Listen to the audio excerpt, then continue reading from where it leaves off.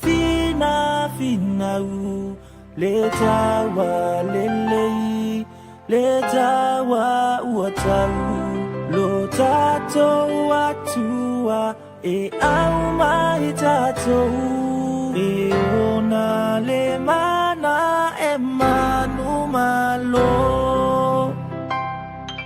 e le oi tato e manu malo beita e mafai ona o Yesu olona angangana auina mai e mawai le mana e malo umai le tutawa na tawa Yesu wale mafai satani etu awalona uluna tu ibalai iona polava na faya inai ele oitato emanu malo beita e mafai ona o Yesu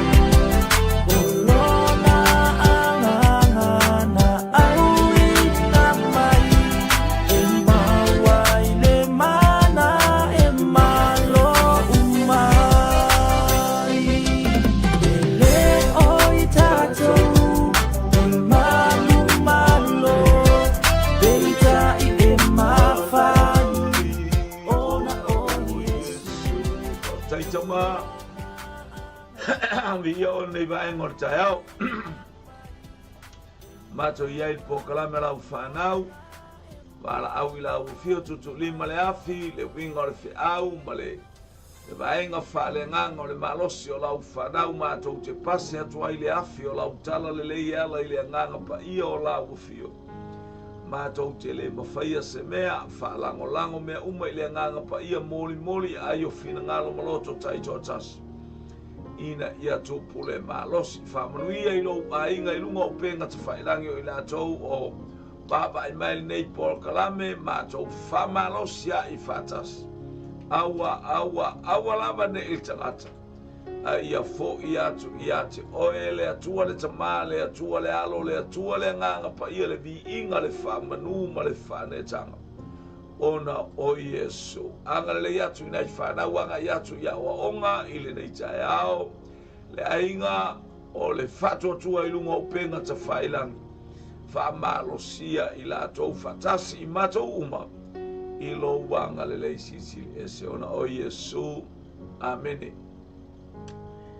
ya fatalo mo le tayao manino tayao totoa tayao le lo fasisi ese le tua le por kalame ia la te vatu 𝚟𝚑𝚢 ia le afi Tuutuulima le afi ilo maota malo lawa fale nganga ina ia maua ile malosi haleluya ile taimi malea taimi wafta ya itato mafita mangalu fatia uma o matangia ni vale ole soifuanga nei a ole fa malosi mai ole nganga pa ia e tātou te malolosi ai tātou te ole awa o mai ole nganga pa ia tātou te popoto ai ole pai mai ole nganga pa ia tātou te file muai ia whamanuia le atu ia te ole nei te a whatalofa ia te lato lunga upenga te whailangi haleluia whaere mo mai whole tātou pokalame vi ia le li anga le atu le atua mo oe whamanuia le atu ai nei te ao ia fo ile atua le inga le whamanu ma le whanetanga ile leile li praise God hallelujah praise God. Glory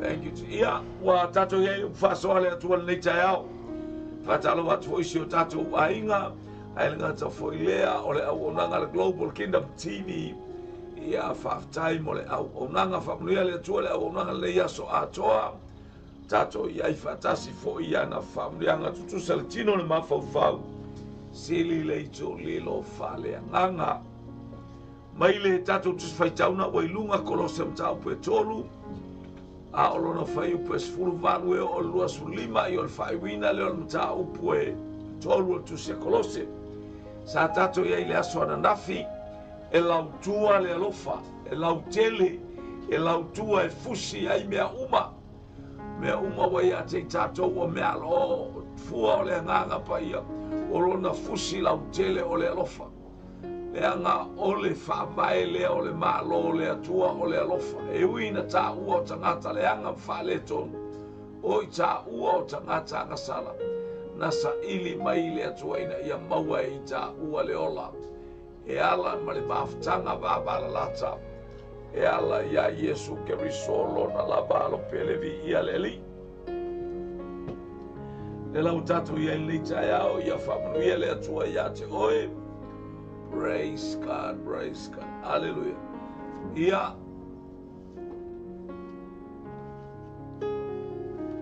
whamaruru atu fo le tusinga e le akali ele iso o longi o ke le le koloseli ka un foi fala i kikiang hallelujah ia li ole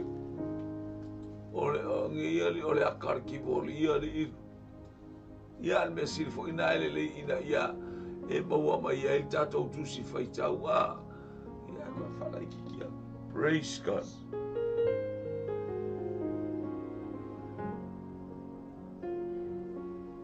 Hallelujah, praise God. Ia ole isi vai ngana sa ia ile aso nafio le lautele fa mai ia pule fo il file mu la fo ita o mea uma na la utua mai le alofa o le file mu e ana na tupu o le alofa ia le sa wa ia nofo fo ile afionga yo vai tonu ia te tatou o kare teleo le ia tau fai tatou pepese tatou sisiva. Hallelujah, siva fale nganga ia mare faftai ile atua i te mi uma. Praise God. Ia leli mea foi tatou te fai ele tau talatala o a tatou tala e fai ia fai malou talitonu ele manu ai seisi ai i tou tala ia e fai talanoa te fu talanoa i seisi tangata pe talanoa i se winga o seisi ai te i ua fai ia pena fai atu aua nei fai e manu ai tangata ai fai ia maua le fisota inga fia ma le talitali e leo se mea lea ai awana i talitali e ai umai ua fusu ai umai ua fai a vaunga whakole mole le ai ia le ali o outou fafine o le fai pule sulvanu ia outou susta i atu ia outou lavatane tosa o le feau atoa lea mai sefulu valu e o lua fulu lima o le feap ola feapoapoa i ola galulu e fatasi aua nei faia vavaai laumata oagi o kakou vavaai faapea o kakale o le aiga o le kakale pe ke faia se galuega e ke faia foʻi a lele malou seʻi lou gaiai tagata fatoa e faia ma le faamaoni ai a leai ia ua e lē faamaoni lea lae faalogo ia i tusipaia outou fine ia outou susitaʻi atu ia outou lavatane pei ona tatau i le alii ia e tele fafine au susitaʻi luma o tagata i le va ma le toʻalua ae au le fale o isole o le feʻaigaʻi ia o le kaua i fusu ia i loa lelei o mea uma tatou te faia so se mea i luma o tagata i na o oulua ia i loa o lai ai le atua i teimi uma o loo e tausia o loo susulu mai pea o loo pasi mai pea le afi o le agaga paia ale le pea o le ata o le afina i tuā tateno fatoa ae susulu mai a le afi se o le moli e susulu i le pogisa na ua vai atu le afina e tutu mai le pogisa ina ia malamalama tagata stotele o le ata o le afioga paia a le atua ma le savali a keriso ma le tala lelei a keriso ina ia sulugia le pogisa o le lalolagi e tatau la le tane ma le fafine ia ona ava le outou fafine ia outou susitaʻi ia outou lavatane pei ona tatau i le alii ia mataulia la mafuangana na la ia toe sui mai e seta i le to'olua muamua o Asueru e le anga le ami o le fine e le usta na latu i ele fe'au e sau ia aua na fa'amaina Asueru i luma o tuku ia lona winga la o la ua ta'o toa e le taitai popole ia toa ia la lou le popole a o le mea le fai mai tuspa ia fai aua le ana le fainga fai le vape na o le taimi e nofo fai malou toa lua e ai tangata ele leia ia o lua pe o ka unga ni fai mai ma le pea ai nganga ke a kua o le nganga uma kua le loko kaua i misa le fare ale sa mai ma le pea a ia whaatutu ia uniform pea o langa ma o tātou manatu i te miuma vi ia le li. Praise God. Sumaleiva o outou tane ia outou walolo fatu ia outou waba aua fo'i nei fa ono ia te ilatou ia vai ia o lea fo'i e ta'u mai fo'i ia le tane ia e fai fo'i le ngaru e ngare tane ia aua le fa ono ia i se meti ngā elfafine aua nei toi fai atu e se stala fa pena au tala e fai ahana ia e fa mangalo mai ia uta mau te tala ta ma fa mangalo ia i se mea o fa ono ia tina fa mole fa mangalo ni ia leli fa pena tato wa ele fa pe tato umaua ai le anga le ima le pa ia le tua ia te o ia te au ia te tato umala vai mea uma tato te faia o le ngalu lue fe ngale ai ngalu lue tutupu fatasi o le mana onga lea fai male mata ngofie fai male mautinoa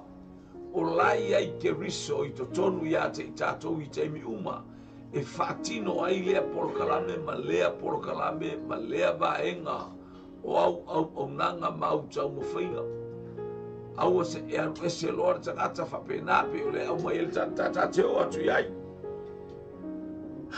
vāo tama usta il tina il tama a vāo a oil tama ia ea aua e te wha ono ia tina outou le whanau ia outou whalongo i outou mātua i mea uma aua o le mea maalie lea i le ali fia sila ia i le atua i le whanau au sta i mātua le anga o le tala le antuspa ia e ama i lou tama ma lou tina o le ata mua le tātou te whātai, o le ata tātou te vai whāpā, e a mai lou ta māmalu tina, o le ata nā o le tātia mai o lou o langa e te iloa le lei mi ngāo maama mamatau i le atua.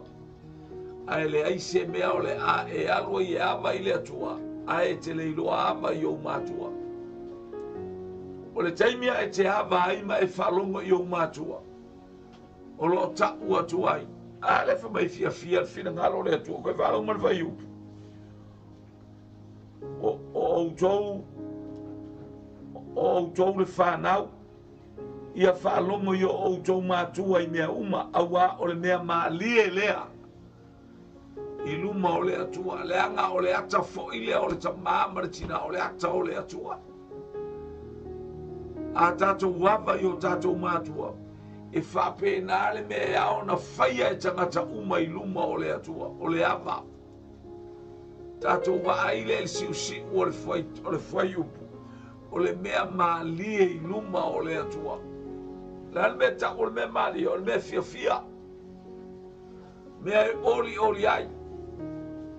Io e, oli ma fia ai. Whaanga e tia ai le loto pe ababa ai.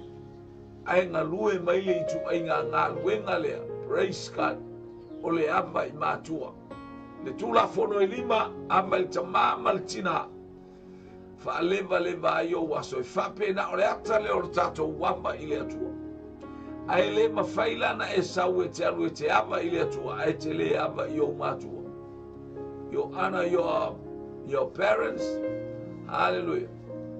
Ia o ngā whaali mai leo se mea le ia o loo a ngā ima ia te tātou te iloa le le vāmana i o tātou ma le atua. Amene.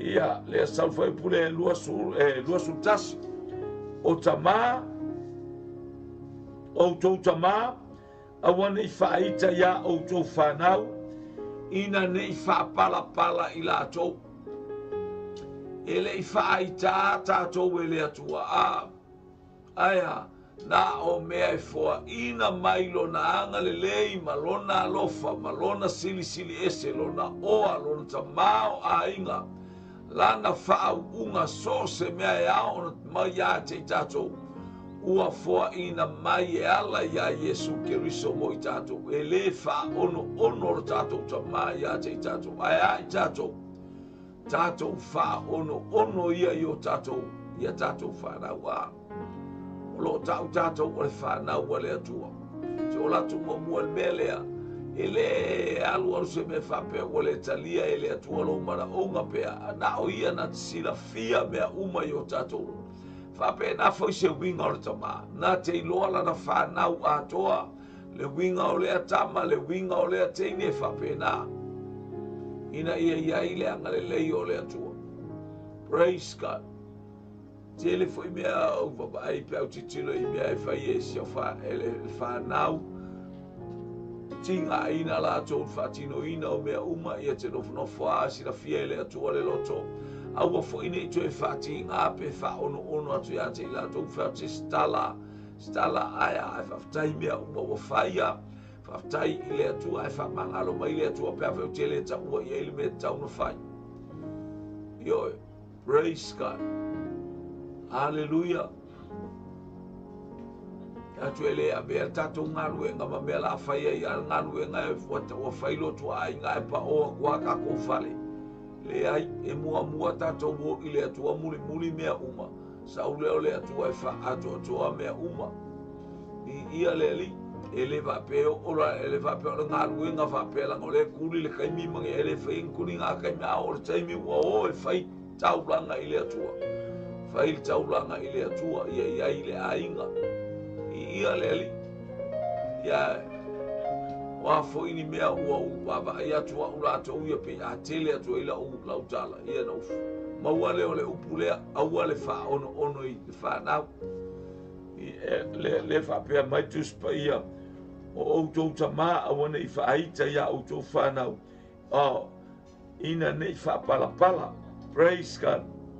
Ia le ali ina neʻi faapalapala i latou aua le faaita a soloviga gaele o le faaonoono a le faaita aua tatou faifaise mea ita ia iloa lelei o lae alu latou mafaufau lea mea ma lea mea o le faaleleinga o le aiga ia e moni a ia iloa le faaleleinga o le aiga e muamua asaʻili i le atua. Praise God. Saule o le atua e faaatoatoa mea uma o a mea e loo iai au mai e le atua viia le ali o outou polonga ia outou faalogo i mea uma i o outou matai i la le tino aua neʻi faatagāauauga e pei o e faafiafia i tagata a ia faafiafia a ia faia ma le loto faamaoni o loo matataʻu i le atua ia le koiga mea lea fatu ia e mautinoa pe ia o ia e iloa lelei o oe o le aʻoaʻo oe o le faifeʻau o oe o le palemia o le ale ko ia e iloa lou tiu te tau ave ia e iloa foʻi le aga e aona e faia ia e iloa foʻi le auala e savalimali ai ou aao ma ou vae e faatino ai e ia matatā e lē fe aia le aia se mea la aia le aʻoaʻo le mea faia le faifeʻau. Haleluia tu e se al faifeʻau latou ia i le lotu lea e lē e oo foʻi i le fanau aua neʻi iai se tagata faele faapea ua poto matamaiga ia oso mai lea e au mai lo gakamai e faia i le aiga e kau faia i le mea le featu ai tagata matua ia iloa lelei le tagata le tulaga e tu ai ia iloa foʻi le tagata lona tofi lai ai o le aʻoaʻo o le kiakogo o le kagakakakalo o le ʻaukalamou o le ʻaufai ia iloa faatino ina ia tupu mai le mea lelei i le taleni ma faiva e pei ona valaauina ai tatou e le atua ae aua na ona faafiafia i tagata aua nei tā pese o le lotu faafiafia i kagaka e o mai pe faafiafia le ekalesia pe pe faailoa ilu ua iloa kase me fai ma le agaga talitonu o loo faafofoga le atua mavi ia lona suafa i mea uma e faia tatou o pologa i tatou tele mea te alu e pologa ai o le uiga o lou alefaigaluega le ke faigaluega mo le kaupagi o le ke pologa o lou nofo tautua o lou nofo lae fai mea ai o e fai mea ai faapena fai ma le talitonu aua le faia pe o mea o le fai mea ai a farao pe o le fai mea ai a farao ia na iʻu ina tipu le ulu ai se ale me tipi ai e lē faia ma le faamaoni e leai as tagata faamaoni ae tipi le ulu ia o le tautuuaina o tagata ia e toʻalua lona uiga po ua tala atu e le o maua se talaaga e pauna le mea tatou te mafaufau i ai i le faalautele mai ma le galue mai o le agaga paia lona uiga e ai muamua le kuka e le tupu ae lona foʻi e nofo tau fai e faaona se mea e haleluia e auā se mea kau fai e faaleaga ai le tupu faapena le aua lana mafaufauina le tupu tipi loa le ulu o le o laukama le e kuka ia e toe foʻi atuā le tautuuaina i lona ua lē toe lalo le falepuipui aua siʻitia o ia mai le falepuipui toe foʻi atu e tautua pologa aua le faatagā faia tatou o la auauna a tatou oe auauna ia franki auauna i o la tatou te pologa la tatou te auauna ai pe ia taʻu faapena aua nei faatagā faia aua nei fai le vaavaaʻaiga tagata lako le supervisor vai le vave o ulima ia vaapena foi le siaua liia e galue le matou fale sole o le makua kuluku o ke lako agafe o lako paepae solo ia oka le alua le palu e le popole i palu le kuvakasole e lo le fale o aliki le fale lea mai ae famai lea uma le arakaimi koe fai e malolo ki a le faisia mea ae salilo le kaimi lea mafai kongo le io e faapena na almana o le tupi mana o se mea ae le faia ia lelei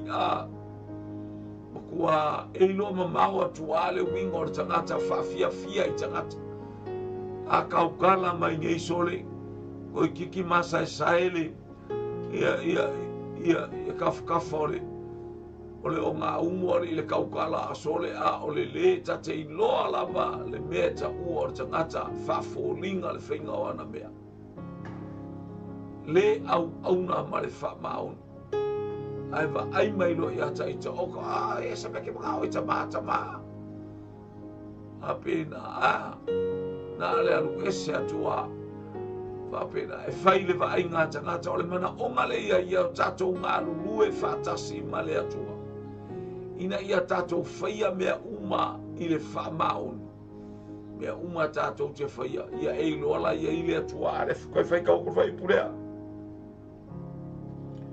o mea uma lava tou te whaia ia whaia ma le loto pese i wa whaia i le ali ai le o tangata pe ke au ngai i so se mea ke au ngai ia e makua au ngā malo kariko e le pei o lo wakari le o whamangaka ai koe mai le hangu le ako ai o ora kai me ka vai aku ma sole o le moi le spiko le hor ia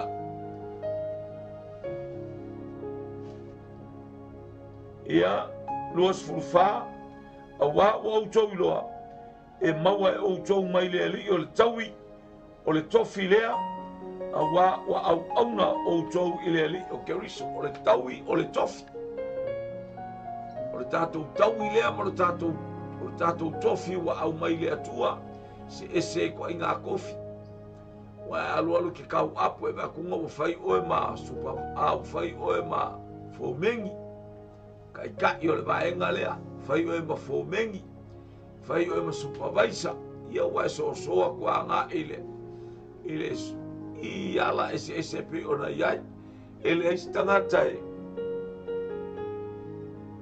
e sauloa fai mapule o le aonga a matatua ile pasenga por alva senga o iai ia Wa ambata na qualify ya su e mai le pule o le au nga tela tu e makua whekau I le e fit le le bangoa ia ke oe. Na e whaalongolongo supa ia tangata ia e whaia ia le whatal tanoanga o le avanoa le ke le oe. Ia le ali. O istangata I loa mabao mai ia. O istangata I loa mabao mai ia. O e o le savali o i o ngauinga e o ianga me whai e I loa le mai o e tangata le whai le interview. Ia o le mai maunga anga ngufu ai whailanga wasenga o Siria. Ia le li. Awane I whaia I le vaenga tangata. Ai e whaia o la sila mai le li. Taimi umata te whatino ina I se polokalama. Whai malota mautino o lo so I fua le atua e ana mea Ma fai muli lea ia le li. O lea mea tonu e maua e ia le taui o lana a mio. O le a mio le tonu e maua e ia le taui o lana a mio le tonu. E le whailonga ina fo I se tasi. E ba aila le a mio tonu ma le a mio le tonu. Ta whabai e tusi a whalinga. O e pala pea. O o taimi wa umar kaimi. So I tu want to see la falinga. Falinga e luas furulua.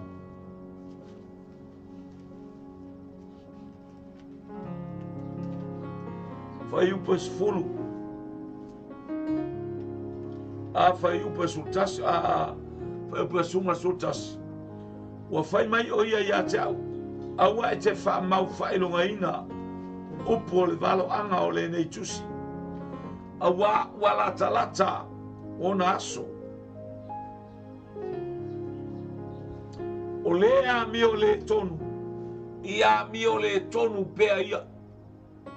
Fafonga mai ia. O e a mi o le tonu.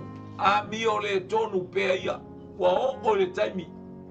Tatala le tusi. Na tapuni taimi o tani elu. A leo wa tatala I taimi o Ioane. Ina ua whaeloa wo o maile muta anga o mea uma. Whai maile tala tuspa ia. Awa e te wha mau whaelonga ina upu. O le valo anga o le nei tusi. Awa. Kakala. Wo o le te awa le wha mau whaelonga win. The time that the book is open. Ia le tusi la le kako iloa le kausu se kala a. A le ua o mai ia. Ya Ioane, ua tatala I le taimi o Ioane. Na tangi Ioane, na baba Ioane pefea o ai ana tatala. Ya e musu atu, ya ilto ina awa ke pole. Wa manu malo. Le leona o le itu a inga o Utah. Wa manu malo le leona o le itu a inga o Utah. O ia na te tatala ina. Tala noa I le leona. Ua sau ke riso o ia o le whaamasino. Ua le o toi sau o ia o le maamoe na fasia. O ia na whaamalingi ina lo na toto a wale whaamangalo ina o a taanga sala. A ua sau o ia o le whaamasino a miotonu. Ua manu malo le leona o le itu a ingo Utah. Ma le tusi le tate swea tua. Le tate whaitau wai. Hallelujah. Praise God. O lea mi o le tonu, ia mi o le tonu pea ia a whai o e ola ia, right, do it. La e iloa le iunga. E te iloa le iunga. O mai le aso, whai se whainga ia te oe. Maliliu ma ia Yesu, ma le loto wha mawalalo, ma le loto salamo atotoa. Hallelujah. Foi mai le li. E anga le lei o ia whalongo.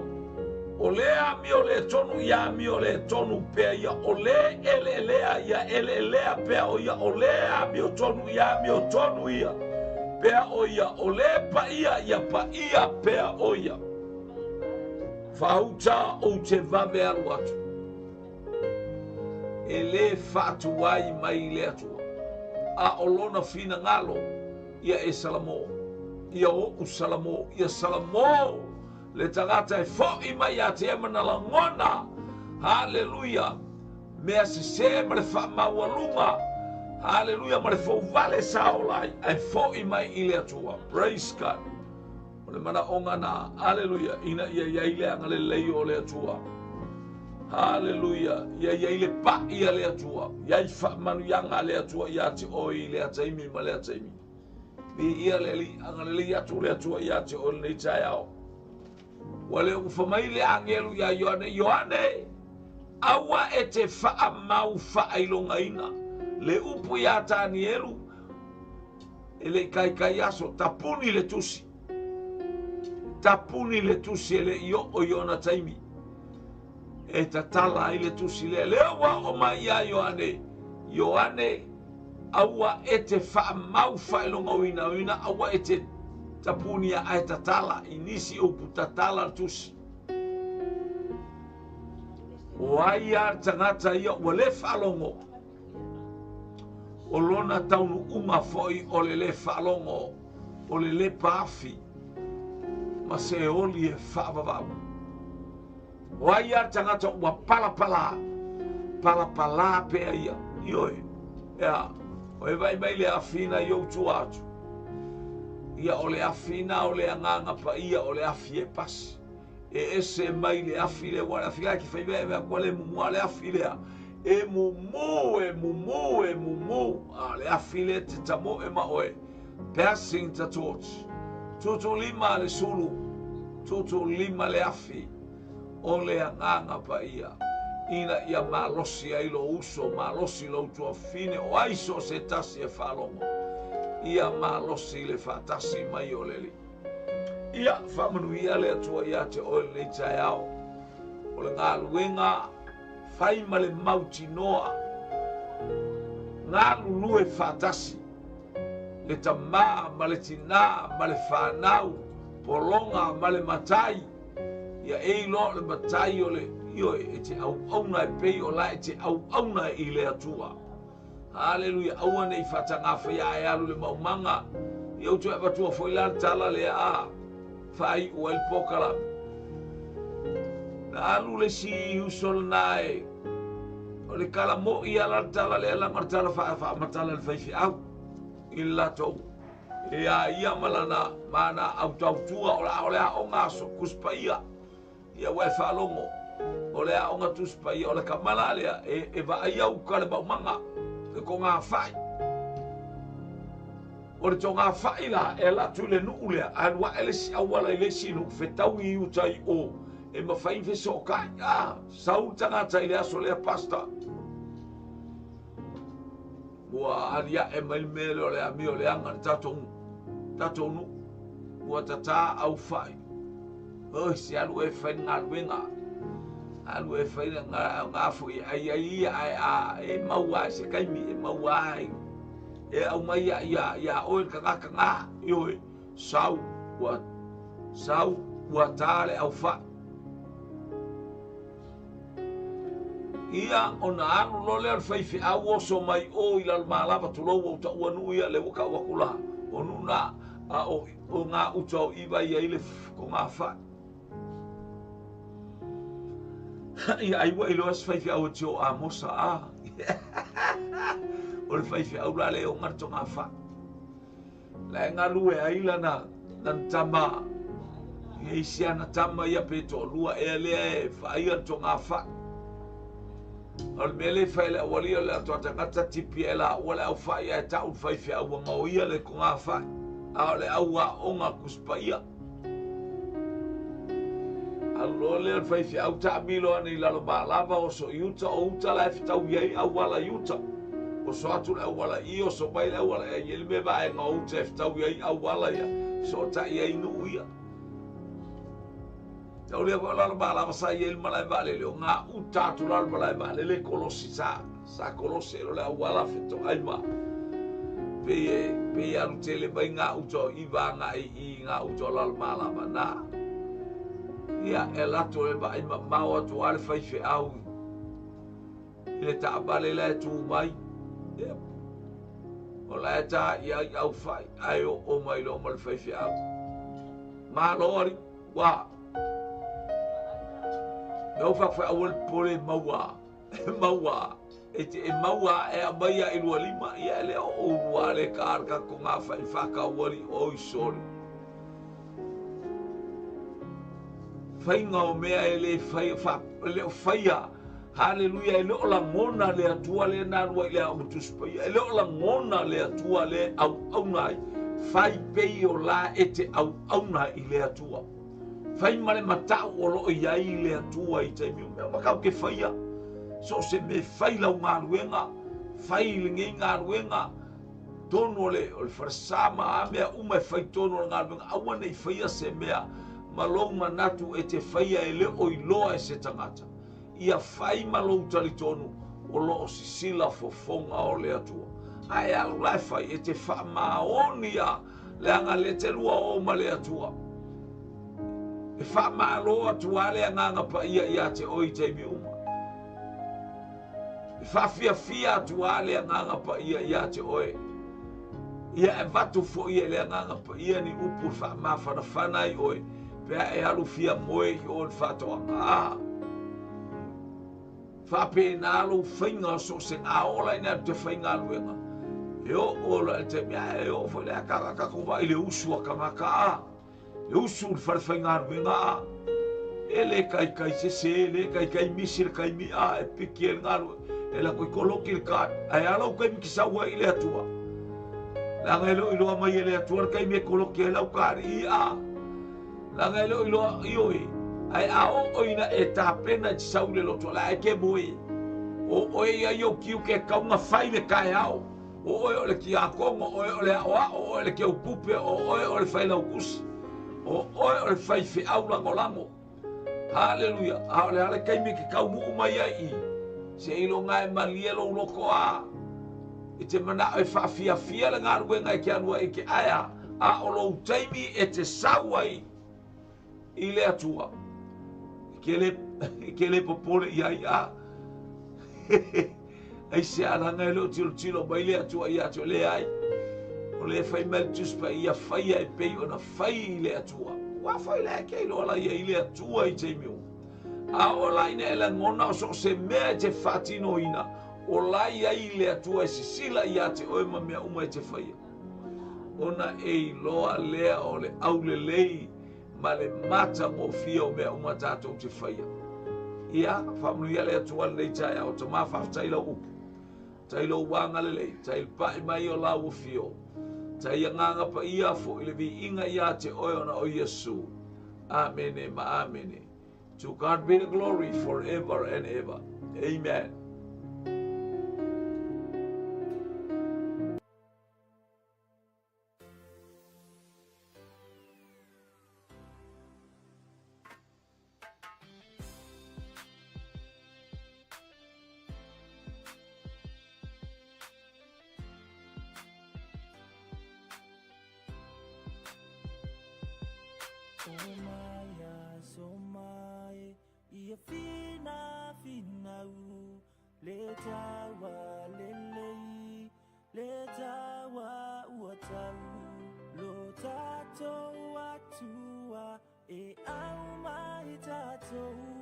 Iona le mana e manu malo ele oi tatou e manu malo beita I e mafai ona o Yesu olona anganga na auina mai e mawai le mana e malo umai.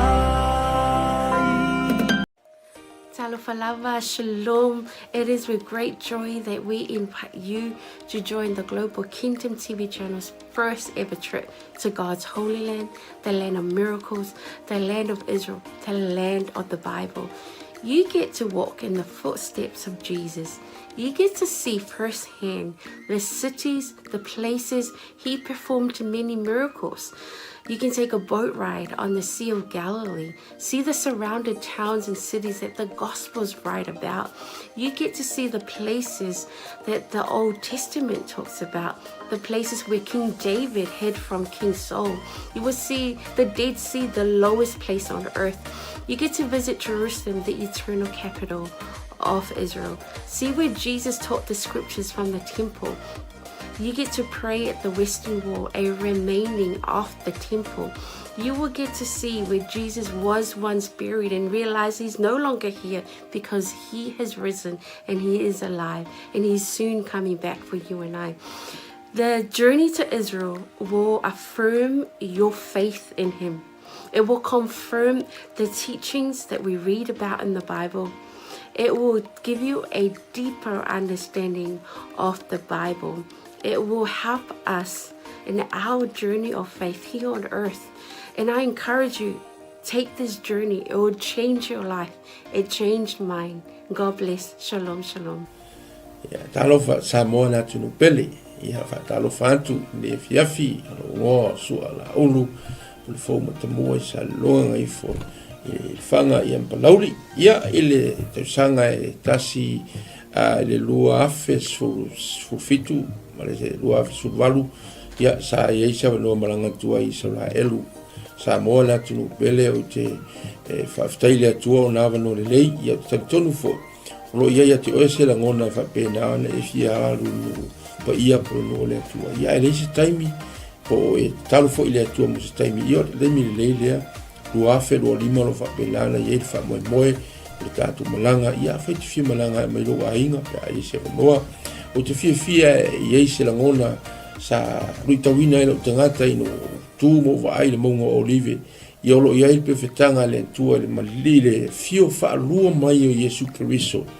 Ile lalolangi nei mai o le a fio mai o ia ma tu vai on a au le monga olive e fa fia ngai ma le malu fo ilea Samoa a e fia i loa tiri nei lava a mea matango fia na faia le atua na tutupu mai o le atutupu fo ia loa no le leile tatou te malanga atu ai ia 𝚟𝚑𝚘 awane ingalo ia te oe whamnianga le atua ia o lo tatia i o 𝚟𝚑𝚘 ia o tā ua lavalo ia i fuafuanga whafsotai purenga le tātou Global Kingdom TV ia mapuki e loso o wanoa awane ingalo o se fiafianga telefo ilo nei tangata o nei le tasi se saito lo whapena o na tala no matuspa ia o tausanga umalawa e aloi malanga lo whailoa mai e le au la tau o le whapena archaeologist o na maua le vaenga ma le vaenga o le mea na fia ile nganga ma misia i lupa ia Samoa ta pena le lua afe lua lima o ina te lo polo to e tūl maunga olive ia e fio mai lo mai Yesu to sanga ia fungia le tua fa ia fuanga ma plan mai le nei taimi se ia o atu le fa moe ona o Yesu. God bless you. Love time. Hello, Talofa Lava, Pulabinaka, and Shalom. My name is 𝚗𝚑𝚑𝚑𝚑𝚑𝚑𝚑𝚑𝚑𝚑𝚑𝚑𝚑𝚑, and I had the honor of visiting Israel twice, in 2018 and 2019. The experience really changed me. It was an experience of a lifetime. It was transformative. It was eye-opening. It was such a great time. I had encounters with the Lord that really changed me, that healed me, that I did not expect. It's one of those experiences that you have to go for yourself, to experience for yourself. So if you are planning or thinking about visiting the land, I encourage you to do so. Go ahead, invest in a trip and go receive your portion. God bless. Ya, salam, talofa lava, wa paanga kato Global TV so se tolera lang. Ia ole o sia Paulo Poutoa futi pali ile le ngoa. Ia ole lua fesulfa na o malanga 𝚟𝚑𝚘. Ia e se tawo so ole atua ia o se mesa famani na ia ole te la mea le lei uma ai o se o lungo le mango fua ingale na tatalo ai Yesu Kristo ai tu mai ia dia ma mo se le si tu ngango la ngonga ai se va ngango la ngonga ile nganga pa yo le tu ia e awalo fa singo manga fo ima ile o mai male pa ngai ngele tu nganga luenga ai o e lo sila mai mo nei tu la ia o te le sa un le simalanga le tato Global TV ta sang fo ia fio mai tala mai au ta o e lo so te o le tua fa o lo talo le tua ai mana ia fo o e te soli fo i au le tua sa fe malanga lu ia te tekto ne mo finish fa mo yang ia fio mai tala mai au fa fo Yesu Kristo amen. 𝚟𝚑𝚙𝚢𝚛 and Shalom. My name is 𝚘𝚑𝚙𝚢𝚛 and I led the Salmon Delegates for Israel 2022 and 2023. And both groups went to Israel for the Feast of Tabernacles, which was around September and October of both of the years 2022 and 2023. And I just wanted to come and share some encouragement and some quick encouragements for those who want to go to Israel this year. Israel is the Holy Land. It is the center of where our faith is as Christians. And I want to encourage you that if God has called you to go, to please take that step of faith and join the group that is going this year with Pastor Michaele. And I want to assure you that going to Israel is a trip of faith. You may not have all the money in the bank, but if God has called you, I believe that the Lord will open the door and make the way for you to go and receive whatever He has for you in Israel. And I'll just share that being in Jerusalem, the city of our faith, the city where the center of where everything happened in the Bible, it's an amazing experience, and there's nothing quite like it. And I can say going to Jerusalem twice, 2 years in a row, it did have an impact on me, and I encountered God in a new and fresh way in Jerusalem. And I also want to let you know, one of my favorite places in Israel to go is the Sea of Galilee. And we know from scripture that the Sea of Galilee was where Jesus did many miracles and ministered during His time here on earth. And it's one of the most peaceful and beautiful places. So I do encourage you, if you do get the chance to go and see the Sea of Galilee, where the Bible comes to life. So if you want to have a fresh encounter, even with the Word, when you read the Word, it is so different when you've gone and seen those places where Jesus walked, where Jesus ministered, and even the places where our Lord died and rose again. So that's my encouragement for all. If you want to go to Israel, I believe this is one of those opportunities for you. So please take a step of faith and get ready for the portion that God has for you. In Jesus' name. Yeah. Fatalo fatu pa ia malu Samoa. Ia olo wingoa o Ioelu maninoa. Ile tausanga e lua afes fuluvalu. Ia o tausanga le na tatala i ele li isa manoa o te malanga atua i Israelu. Ia o se na fatu puina lava le fia ma le oli. Ona talitonu ese fole faitau le afio ngā le atua. Ia ese fole vainga ina uahalu ma vai matula ele. Ia tele lava ni luitau na o mai. Ia ai pei lava o le na o vai ai le vai tafe o Yortana. Ia o le vai lea sa baptiso ina ai Yesu. Ia o lea sa whaatino ai la mātou baptisonga. Tō tele i mātou 50 fa i mātou sa whai en mātou baptisonga i sunga foi whawhengai ngā peo na mātou iai. Ia la ngona lava le mamalu o le atua sa whai foi le viinga, ma whai pesenga, ma whai le tautalonga. Ia ona o le anganga whaafitai i le atua, le iawa noa tatala mai e le atua. Ia a whai o iaise mo i mitinga, ia te oe te fia malanga le nupa ia. Ia lo wawa noa le leilea, lea ua saunia le Global Kingdom TV, ia le awa noa, ia e whai malanga atuai. O no le suafo Yesu. Amen. 𝚟𝚑𝚙𝚢𝚛, o lo wingoa o 𝚘𝚑𝚑𝚡 wa afsuanga whaumui.